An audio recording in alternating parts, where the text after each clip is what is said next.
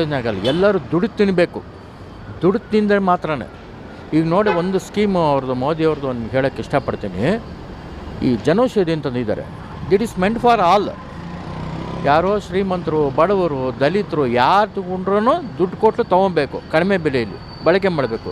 ದೇಶಕ್ಕೂ ದುಡ್ಡು ಹೋಗಬೇಕು, ನಮಗೂ ಉಳಿತಾಯ ಆಗಬೇಕು, ಜನರಿಗೂ ಉಳಿತಾಯ ಆಗಬೇಕು. ಇದ್ರ ಜೊತೆಗೆ ಭಾರತಕ್ಕೆ ಅಂತ ತಂದಿದ್ದಾರೆ.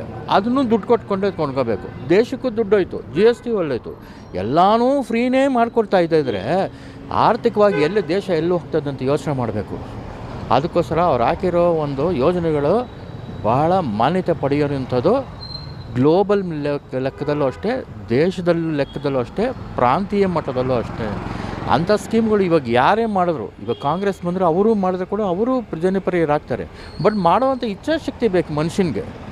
ಈ ಕಾಶ್ಮೀರದ ಯಾರಿಗೆ ಇಷ್ಟೊತ್ತರೆಗೂ ಹೇಳ್ತಾಯಿದ್ರೆ ಇಚ್ಛಾಶಕ್ತಿ ಬೇಕು ಮನುಷ್ಯನಿಗೆ. ಹಿಂದೆ ಇದ್ದವರು ಪ್ರೈಮ್ ಮಿನಿಸ್ಟರ್ಗಳೇ.